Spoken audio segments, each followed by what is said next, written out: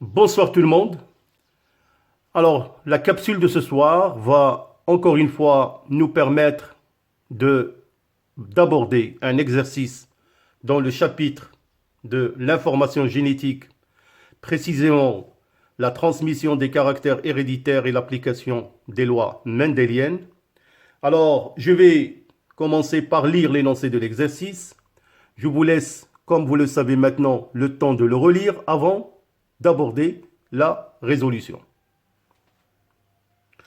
La mitose permet la multiplication cellulaire et la transmission de l'information génétique de la cellule mère aux cellules filles.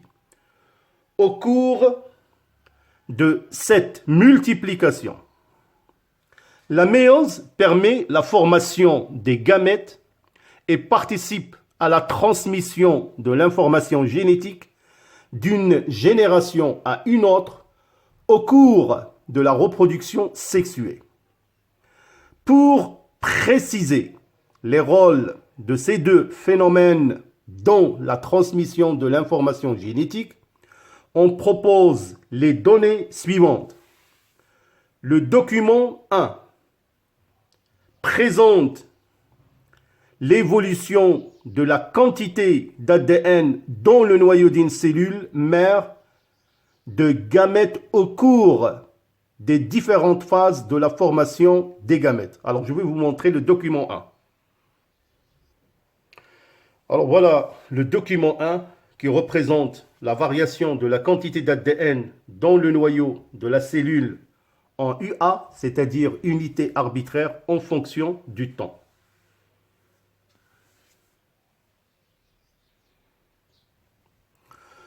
Le document 2 montre des schémas représentant la forme des chromosomes au cours des phases qui permettent l'évolution des cellules mères en gamètes. Alors, je vais vous montrer le document 2. Alors, voilà le document 2 qui présente la forme des chromosomes au cours des phases qui permettent l'évolution des cellules mères en gamètes. Donc, remarquez que vous avez des stades de division, à savoir la prophase 1, anaphase 1 et prophase et anaphase. Question.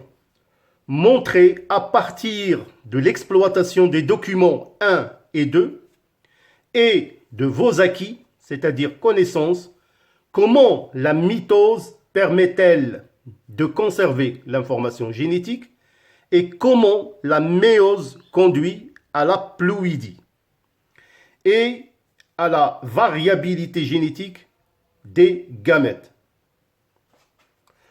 Pour comprendre comment la reproduction sexuée conduit à la variabilité génétique dans le cas de la transmission de deux caractères héréditaires, des chercheurs ont réalisé les croisements suivants.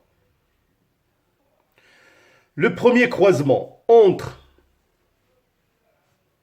deux souches de drosophiles, l'une à phénotype sauvage, corps gris et poils normal, l'autre à phénotype mutant, corps noir et poils incurvés. Ce croisement a donné une génération F1 homogène formée par des drosophiles à phénotype sauvage. Deuxième croisement entre une femelle de F1 et un mâle double récessif. Ce croisement a donné une génération F'2 dont les phénotypes sont répartis comme suit. 484 drosophiles à corps gris et poils normal, 461 drosophiles à corps noir et poils incurvés, 30 drosophiles à corps gris et poils incurvés, 25 drosophiles à corps noir et poils normal. Question. Analysez les résultats des deux croisements et donner leur interprétation chromosomique. La couleur du corps utilisée C+, pour l'allèle dominant et petit c pour l'allèle récessif. l'aspect des poils utilisé pour N+, pour l'allèle dominant et petit n pour l'allèle récessif. Le résultat du deuxième croisement illustre un des aspects du brassage chromosomique représenté dans le document 2. Montrer à l'aide de schémas explicatifs le mécanisme de ce brassage. Alors donc, comme je vous ai dit, prenez le temps de relire l'énoncé avant de voir la résolution. Alors pour la solution, donc pour la première question, donc en exploitant les documents 1 et 2, alors comment la mitose permet de conserver l'information génétique et comment la méiose conduit à la ploïdie et à la variabilité génétique des gamètes. Alors voilà, vous avez de nouveau le document 1 et 2. Alors pour le document 1, comme vous pouvez le remarquer, il représente donc une partie du cycle cellulaire. Et le document 2 représente des états de phase de division en mitose et en méiose.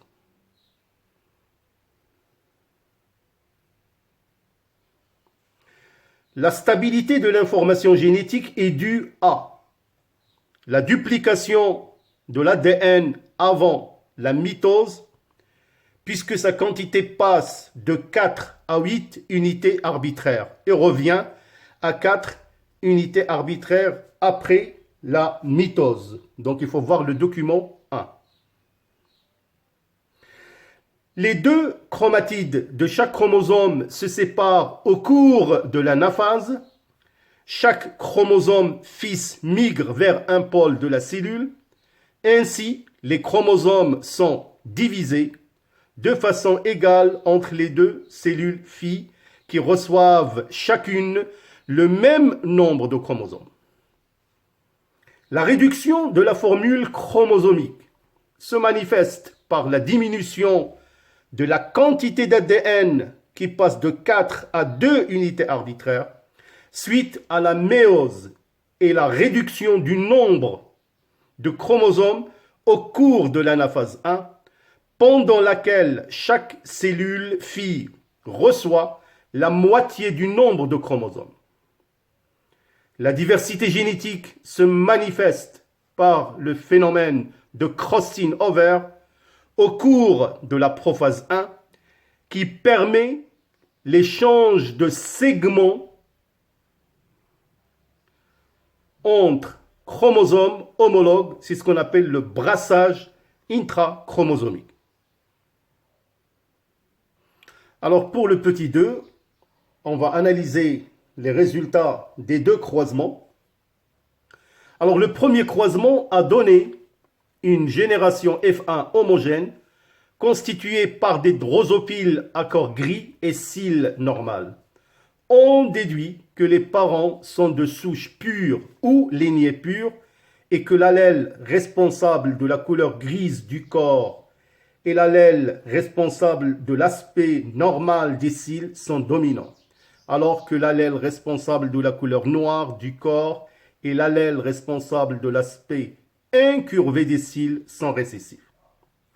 Le deuxième croisement est un croisement test.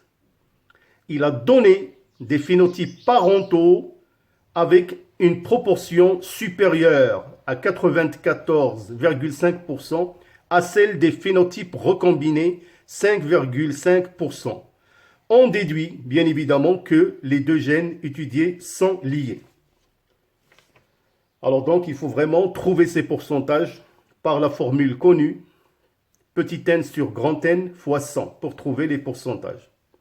Alors l'interprétation chromosomique donc du premier croisement est la suivante, donc telle elle est présentée par la figure. On a les parents de phénotype, le génotype et les gamètes issus de la méiose. Et bien sûr, la génération F1 reçue de la fécondation.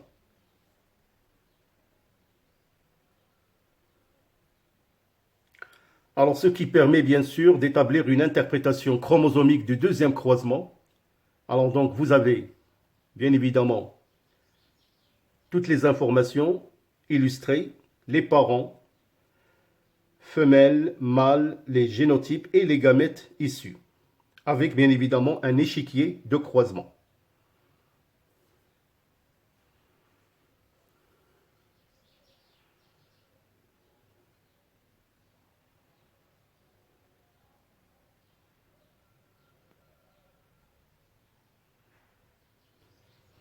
Alors, pour la question numéro 3, donc voilà les schémas explicatifs du mécanisme du brassage intrachromosomique. Alors, je tiens à vous informer, mes chers élèves, qu'il faut vraiment apprendre par cœur comment établir un tel schéma. Donc, il faut vraiment s'entraîner. C'est très important parce qu'il est souvent demandé lors de pas mal d'exercices traitant la transmission des caractères héréditaires. Donc, c'est à vous, vraiment. Ce sont des petits schémas qu'il faut vraiment mémoriser. Alors, en général, ce qu'il faut tout simplement changer, c'est les caractères étudiés éventuellement dans un exercice qui sera certainement différent à celui-là. Donc, pour le nôtre, voilà les schémas demandés.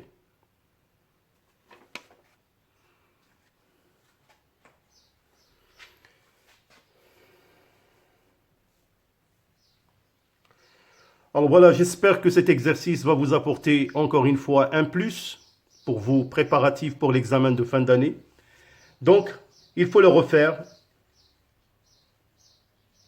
Alors, il ne me reste qu'à vous souhaiter un très bon courage, une bonne continuation, portez-vous bien, bonne soirée et à bientôt.